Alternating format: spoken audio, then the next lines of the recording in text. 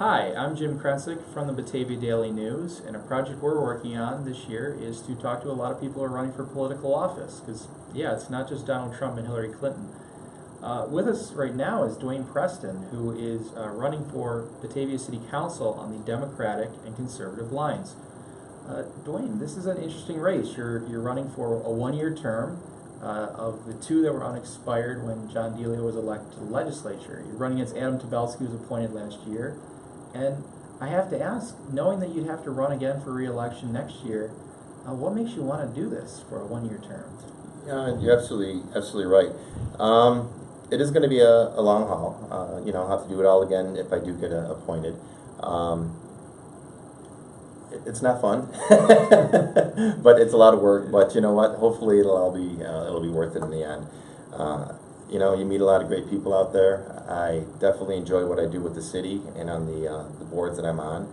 I'm currently on the Comprehensive Plan Committee, and we're trying to create a pathway, hopefully a long-term 15-year pathway for redevelopment of the city. I'm also on the Digital Sign Committee and Sign Committee. We have had issues with our signs this year, and we're trying to clear up with our new digital format to create less problems in the city with the digital signs. And lastly, the Planning Development Committee. I'm the chairman of that, and it's just interesting. I enjoy being on the boards, and I myself want to do more for the city. And how did you get involved with the city, all these committees? Is it something that came naturally to you, or was it like this, kind of it's never fun, but you're jumping into it? Correct. Actually, Jason called me about 5 years ago and said, hey, we understand from our code enforcement guys that we don't have any complaints on your properties. You keep them up, and I am a hands-on kind of guy. What do you think about being on one of our committees? And we sat down and we talked, and I picked the Planning and Development Committee. And since then, I enjoy it. I actually, it feels like I'm leaving a footprint in the city. And as someone who's lived in the city for so long, yeah, your signs say lifelong resident, which, yeah, that doesn't count against you in a local race. What is sort of the perspective that you've gained on how the city works and sort of how council could work in this next year? Right. I am a third-generation Batavian, so my grandparents were here, my parents, and myself. I'm sorry. Yeah, so the perspective you gain from that. Okay, the perspective in the city. You see the good and the bad. You see, obviously, with the Main Street. Back in the 70s, we had beautiful buildings, and then all of a sudden the revitalization program comes in and puts a pink elephant right on Main Street. We have a mall that for the first 10 years it probably did very well. But the last 35 years has been, deplorable. And I would like to, jump on board and sit down with Jason and the mall committee and, our attorney and see if we can hash this out.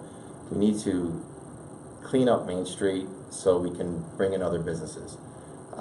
The more businesses we have, the more sales tax that gets paid in. Every 1% of sales tax that gets paid in reduces our property taxes by 1.5%. That's what we need to do. We need to reduce our property taxes by bringing in businesses. Now, I think of Main Street, that seems like that's something that, yeah, somebody coming into a single storefront, that can make a difference. Correct. The mall just feels like a much bigger issue.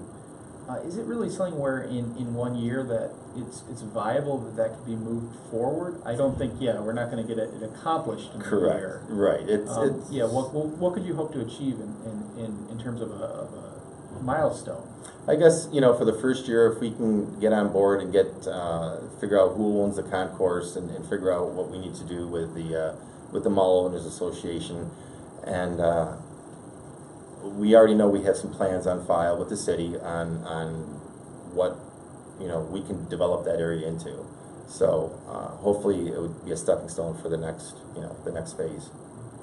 And in terms of being a longtime citizen, in knowing what's going on in Batavia, you're running against Adam Tabelski, who's been on the council for a year, and he brought other municipal experience. He was the mayor of Medina, but he's been in Batavia for a short time. Just what, in terms of knowing a sense of this community, how that could benefit the council maybe more so than past government experience. Right. Well, you know, I guess it doesn't take a scientist to know that, you know, what the people want. And I know the people want, you know, a more vibrant area, vibrant Batavia, I guess. You know, and cleaning up the downtown corridor is just a start. We know we have Matt Gray's facility going in the Newberries, the brewery, and we have the Ellicott Street Plaza development going in for retail and a brewery. And hopefully we can, you know, interject some of this synergy together and just create a nice package for everyone to enjoy.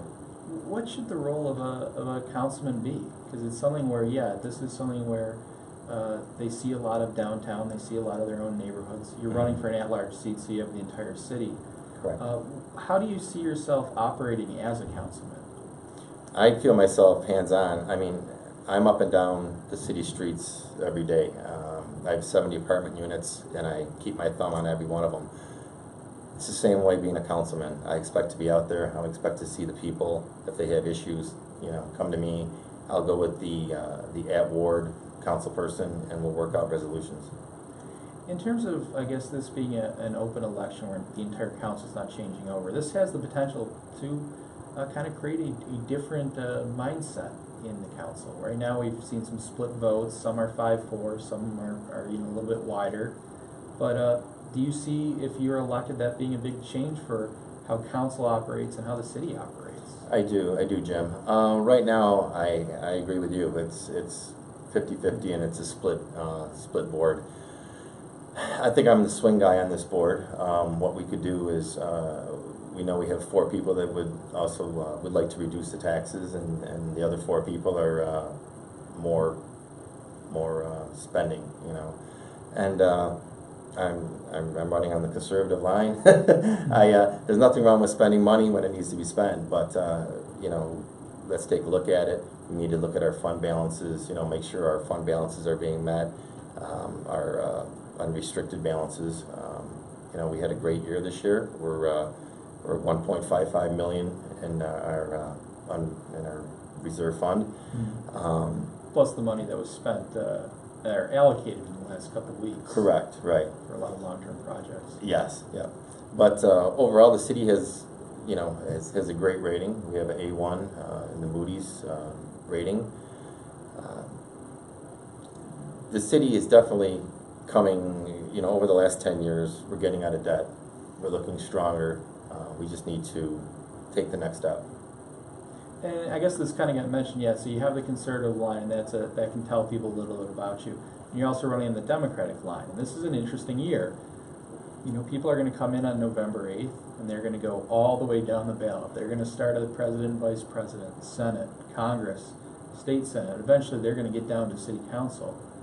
But as you're going around campaigning, that almost seems like that's sort of the obvious question everyone's asking each other is, well, who are you voting for? What does that mean? As a candidate, how has that affected how you try to talk to, you know, your potential voters who you know maybe coming out for different reasons? Absolutely.